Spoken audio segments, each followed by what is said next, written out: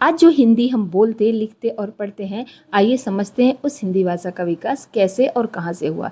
हिंदी की आदि जननी यानी कि हिंदी की माँ संस्कृत है, यानी कि हिंदी का जन्म हुआ है संस्कृत से। संस्कृत का विकृत रूप हुआ जो पाली, पाली के बाद आई प्राकृत, प्राकृत के बाद आई अपभ्रंश, अपभ्रंश के बाद आई अवहट और अवहट के बाद आई हिंदी। यानी कि हिंदी इतने पड़ावों को पार करते हुए आई, संस्कृत, पाली, प्राकृत, अपभ्रंश, अवहट और हिंदी। उसके बाद संस्कृत को हम दो भागों में बांट के देख सकते हैं, वैदिक संस्कृत, लौकिक संस्कृत। वैदिक संस्कृत जो थी वो 1500 से लेकर के 1000 ईसा पूर्व तक थी, जिसमें वेद लिखे गए। उसके बाद लौकिक संस्कृत जो आम जन की भाषा थी 1000 ईसा पूर्व से 500 ईसा पूर्व तक मानी जाती है।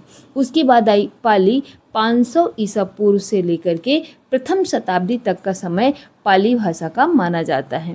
उसके बाद आई प्राकृत, प्राकृत प्रथम शताब्दी से लेकर के 500 ईसा पूर्व, 500 ईस्वी तक बोली जाती है। अपभ्रंश, अपभ्रंश 500 ईस्वी से लेकर 1000 ईस्वी तक, यानी प्राकृत के बाद प्राकृत का जो विकृत रूप आया वो आया अपभ्रंश के रूप से, जो 500 ईस्वी से लेकर 1000 ईस्वी तक बोली जाती थी। उसके बाद अवहट, अवहट 1000 ईस्वी से लेकर 1100 ईस्वी तक। कुछ लोग इसे 900 ईस्वी मानते हैं, क्योंकि कोई भी भाषा तुरंत बदल नहीं जाती, ये उनके संधि का समय था। अपभ्रंश भी बोली जा रही थी और अवहट भी बोली जा रही थी। उसके बाद आई हमारी हिंदी। हिंदी को हम 3 भागों में बांटते हैं, प्राचीन हिंदी, मध्यकालीन हिंदी और आधुनिक हिंदी।